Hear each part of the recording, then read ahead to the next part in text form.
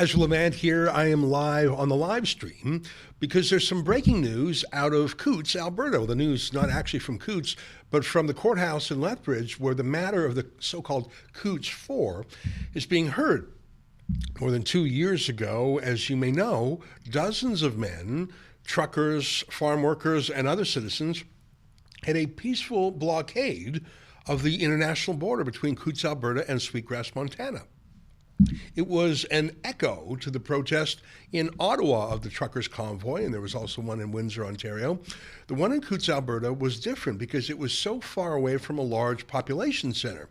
In Ottawa and Windsor, there were enormous police resources nearby, not so in Coutts, which is a tiny town. So a number of truckers with their big rigs were able to block the border crossing for much longer than was done in Windsor, which was only about a day. And of course, nothing was actually blocked in Ottawa. But Coutts was very interesting for that reason. We immediately, when we heard about that Coutts blockade, sent down 2 journalists, and we sent a lawyer to give advice to the truckers full time. Anyways, that's some background. The police came in and tried to have a showdown. The men held their ground. But then the men peacefully decided to go home after police laid some serious criminal charges against 3 of the men from the blockade and 1 man who was driving into it. These criminal charges included a shocking allegation of conspiracy to commit murder, namely to commit a murder of an RCMP officer. There were firearms offenses, and in the light of that, the peaceful blockade at the Coutts border crossing just decided, let's go home. And they all did. By the way, that all happened before Trudeau invoked the Emergencies Act.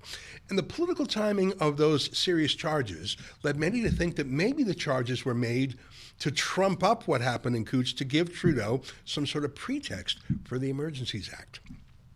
Anyways, that was all more than 2 years ago. And those 4 men have been held in prison ever since. In difficult prison, not a lenient prison, in remand, which is a difficult prison. And one of them was in solitary confinement for more than 70 days, which is a shocking amount of time.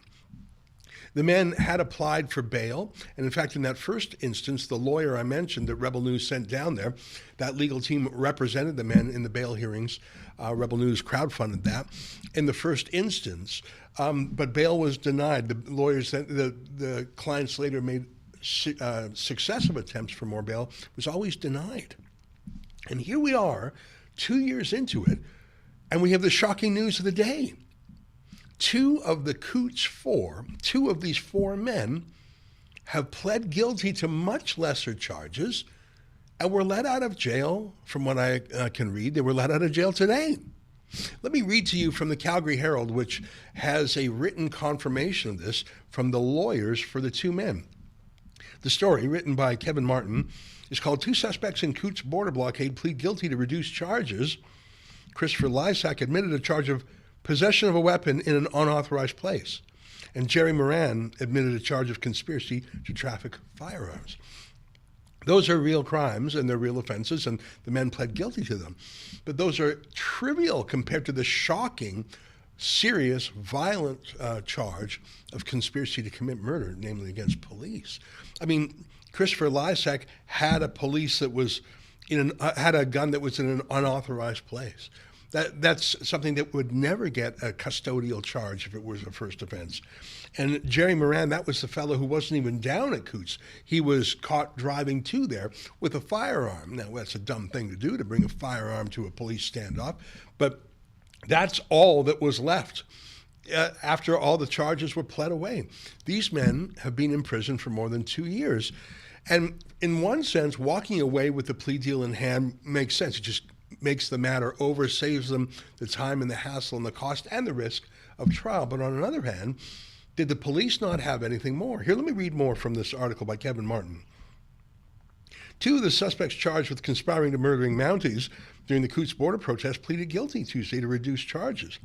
Christopher Lysak admitted a charge of possession of a weapon in an unauthorized place, and Jerry Moran admitted a charge to conspiracy to traffic firearms in connection with the anti-COVID-19 protests in February 22. Justice Vaughn Hartigan accepted a joint recommendation by Crown prosecutors and defense counsel Daniel Song and Greg Dunn for both men to be handed the equivalent of sentences of time in custody. That amounted to a 3-year sentence for Lysak and about 3.5 years for Moran, the Lethbridge Court of King's Bench judge was told. It's normal for accused persons on remand to get 1.5 days credit for every day served. Moran was given enhanced credit for spending periods of time in solitary confinement. So this was a plea arrangement negotiated between the two sides in advance of trial. Let me keep reading. 2 other accused, Chris Carbert and Anthony Olenek, remain in custody on allegations they conspired to murder the RCMP, and the trial is scheduled for June. But I've got to wonder right now, and I'll keep reading some more of this article because he has some comments from the lawyers which are interesting. But if you have 4 people charged with a conspiracy, and 2 of them, and I'll explain in a minute why I think the 2 who got the plea deal were actually the most aggressive of the suspects. If those 2 walk away with minor offenses, minor convictions for minor offenses, first of all, there's not much of a conspiracy left if 2 of the 4 men have no conspiracy charges against them. I mean, I suppose 2 people can conspire together, but that's a lot less than 4. And if these were the 2 tougher nuts to crack, what about the other guys? And here's why I say they're the tougher nuts to crack. These 2 guys, Chris Lysak and Jerry Moran, my first point is Jerry Moran was not there. We had 2 journalists and at least 1 lawyer at all times in the saloon. And I asked our guys, I asked Kean Simone and Sidney Frazzard, our 2 reporters, did you ever see Jerry Moran there? And I asked our lawyer, Chad, and he said, all 3 of them said no. So he was coming in from the outside, and apparently he had a firearm in his vehicle. He was literally bringing a gun, according to his plea deal, to a police standoff. That's not a wise move. And that's a very different expression of activity than the men who had been basically camped out there for a week in the saloon. So if anyone was going to be part of a conspiracy, I would think it's the guy bringing guns to the blockade. Christopher Lysak, the other one to cut a plea bargain today, is a big guy, or at least he was before they put him in prison.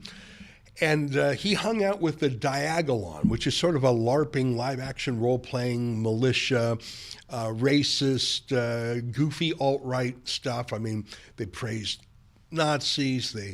Their leader, Jeremy McKenzie, talked about raping Anida Polyev, the wife of Pierre Polyev. Like, they're super gross, aggressive. I think they're mainly just BS, tough talk online. But this Chris Lysak was deemed their head of security.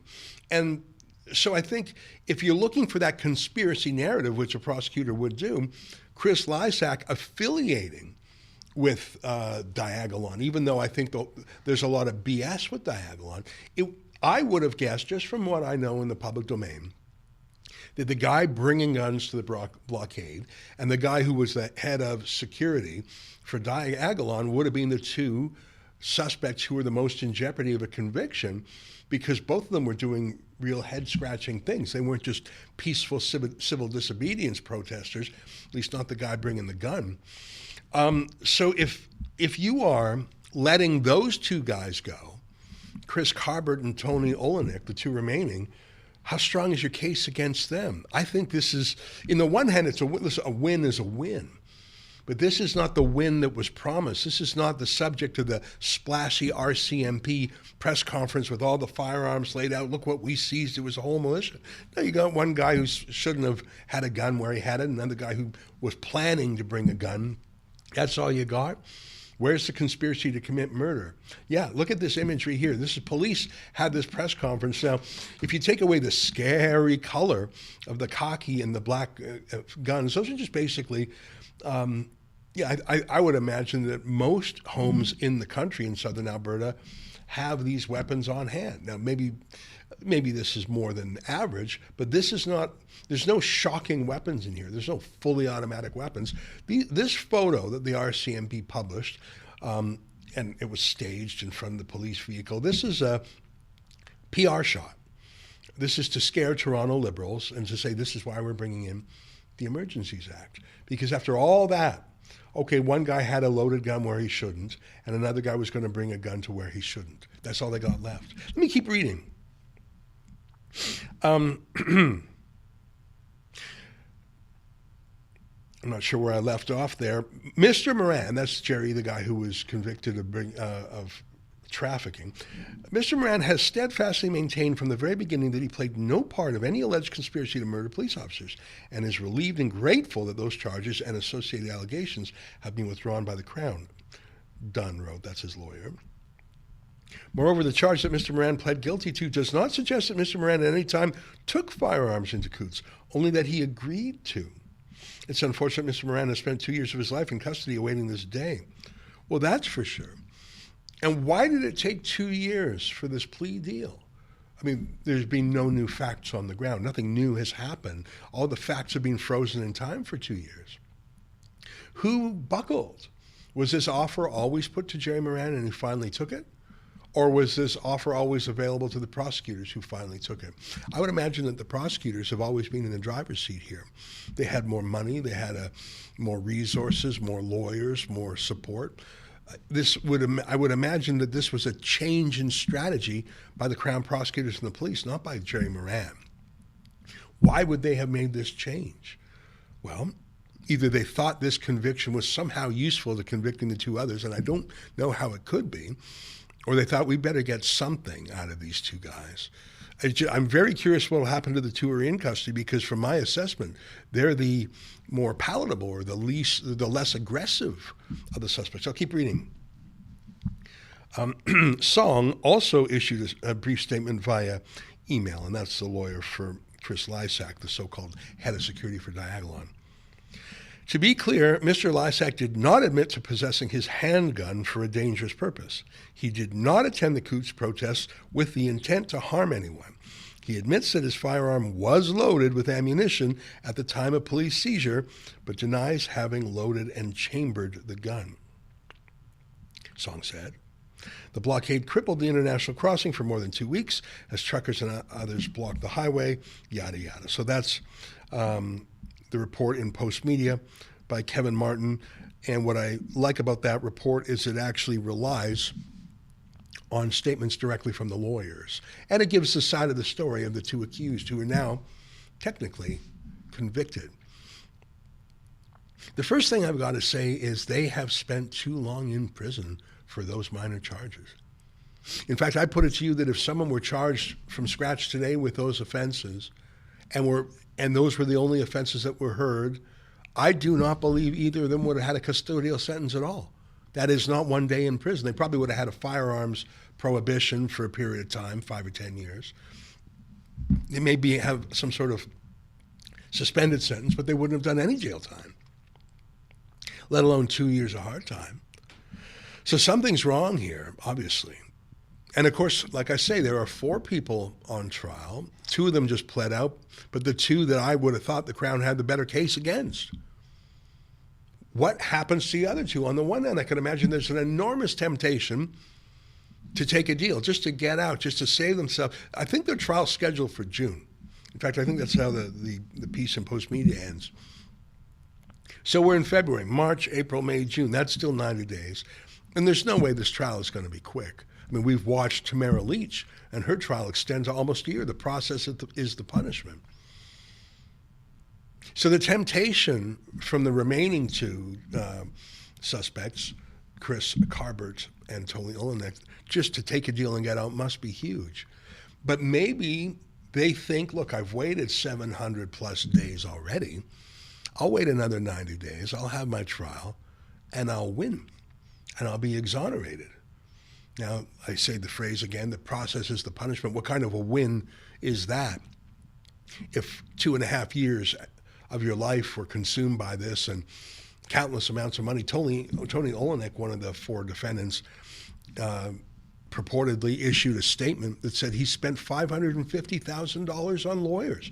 Now, first of all, I got to say, I don't know how that's possible at all. That's such a staggeringly large sum. I don't know if that can be true or how that's even possible. Like I say, Rebel News crowdfunded the lawyers for the men in the first instance when they had their bail appearance. Now, they fired our lawyers because I think they were disappointed they didn't get bail. Their next lawyers tried and didn't get them as well. I think one of the reasons these men have been in prison so long is they've gone through, I think, 4 sets of lawyers, including some of the best lawyers in Alberta. And I don't know why that is. That may be a reason that the legal bills are so high.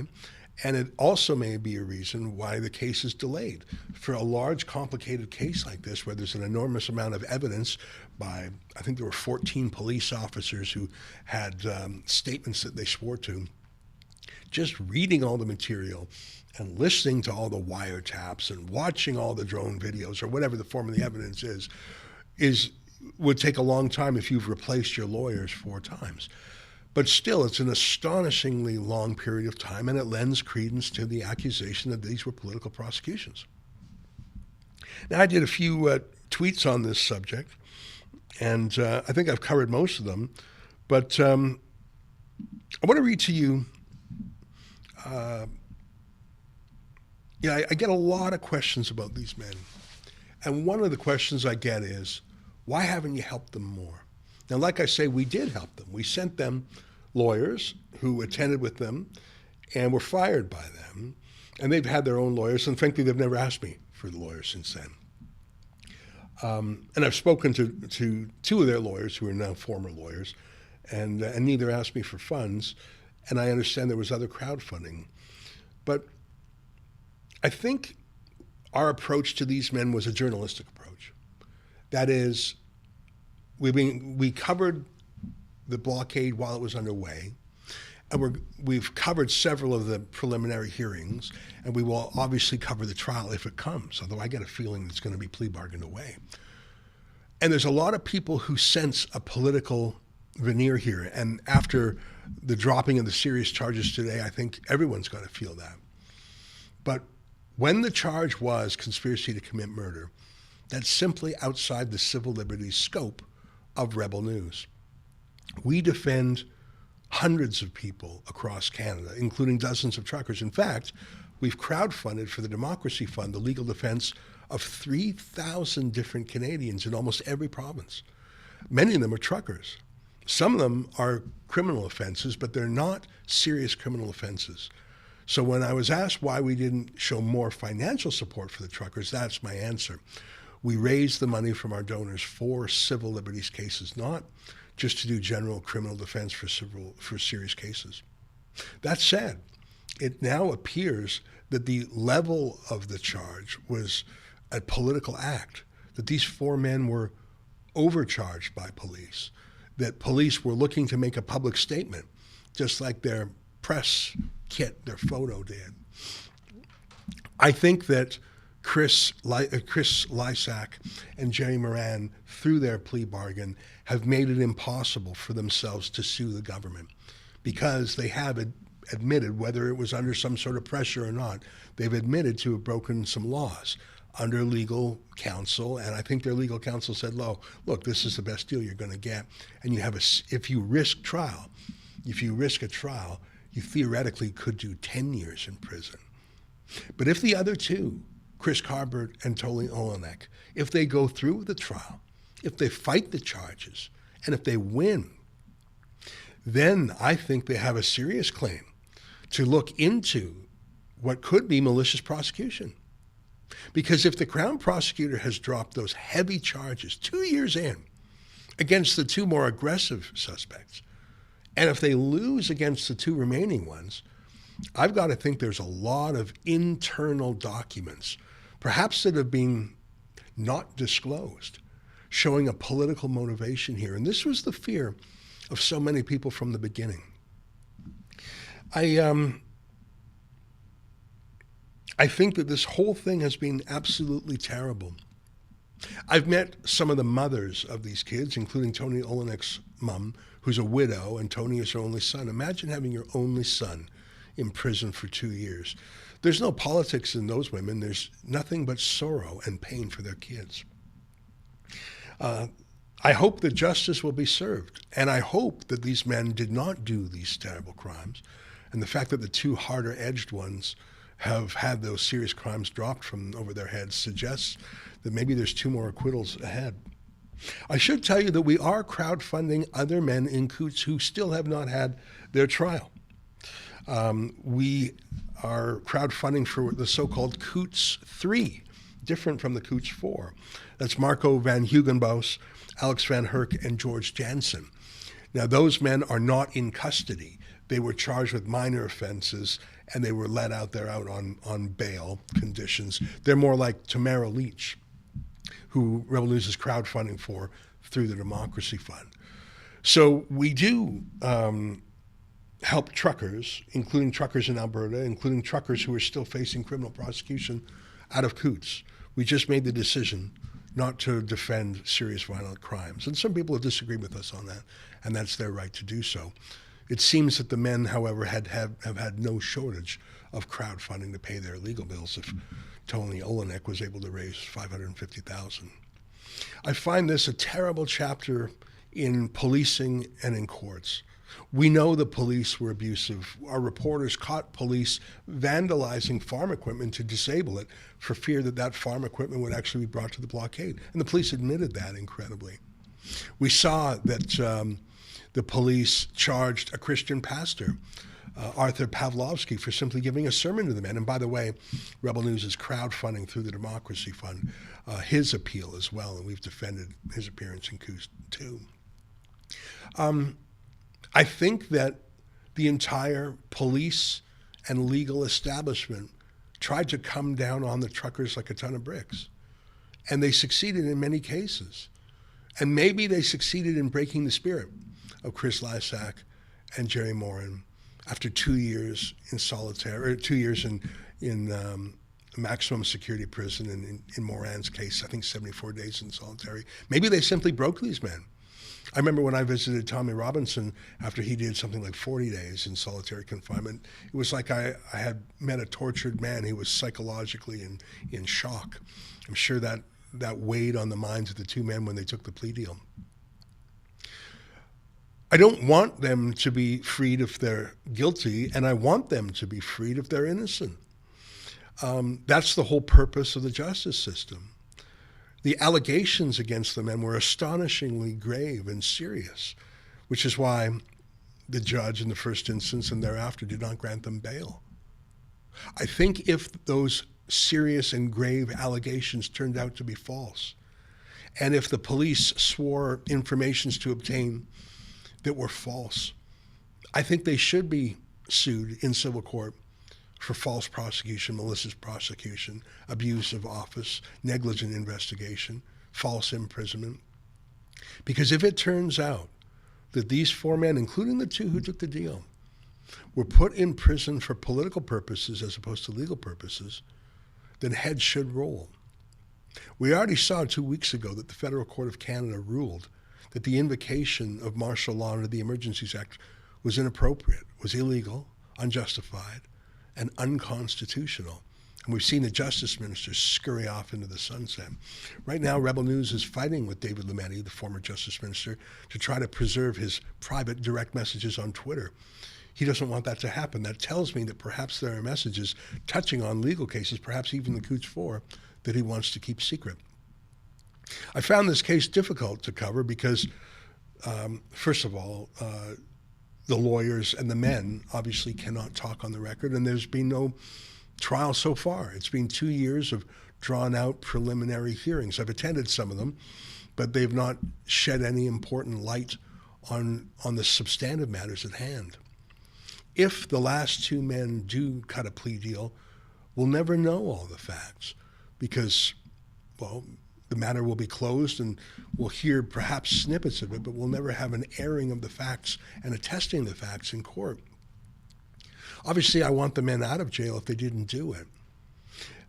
But I also want the disclosure and the testing of the accusations that comes with a hearing. And maybe that's why the remaining two men have not pled guilty too. Maybe they say we can actually beat this rap, and it's important that we do.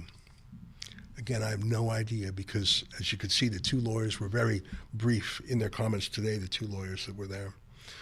Well, those are my comments, and let me check to see if we've had any super chats. I'm going to go in the Slack thread here and see if there's any questions. In fact, I'll stay on the line and take any questions or comments, if there are any. Just scrolling through it.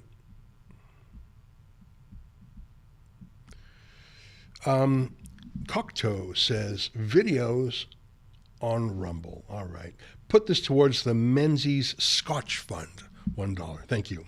Mr. Alien 117 says solitary confinement. Maybe more New York City cops need more immigrants to be beaten and released. And in Canada, I have zero sympathy for these pigs and cowards. These men did nothing wrong. Well, that's very strong talk. I don't know why Jerry Moran was in solitary confinement. That is cruel and unusual treatment. I would think there are some legitimate purposes for solitary confinement if a guy was involved in a riot or a murder in prison or something like that, but I can't imagine that was the case here. I do not know why he was in prison in solitary for 74 days, but I think that's an astonishingly long time and may well be illegal. Mr. Alien again, do you confess? Just say the word and we'll all go away. Freedom. Well, that's the thing. You're in prison for 2 years. Do you take a deal, any deal, just to get out and have it over with? It'd be pretty tempting. Bratton B, things are turning. The Libranos' lies and corruption are slowly coming out, and they are losing their minds daily. Resign, blackface. The truth shall set you free. Well, there's certainly been a shift in the momentum. The Emergencies Act being declared unconstitutional, the hasty resignation of David Lametti, and now this case, the dropping of the very serious charge of conspiracy to commit murder. That's momentum.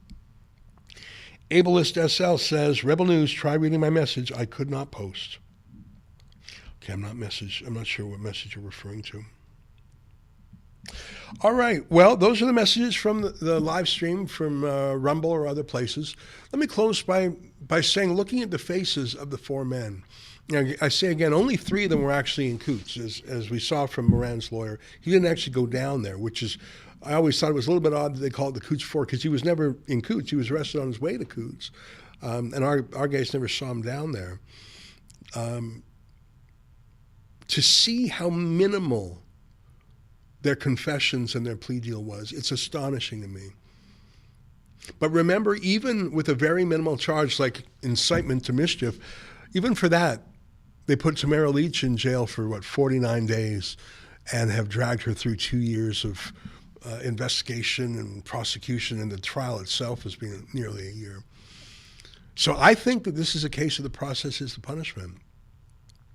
The fact that Chris Lysak, who had some sort of affiliation with Diagolon, was let go is very interesting to me, because it was my thesis that the Diagolon, which I think is a fake BS online confecture, that he was let go with what's legally a slap on the fist, even though in terms of custody he was there for 2 years.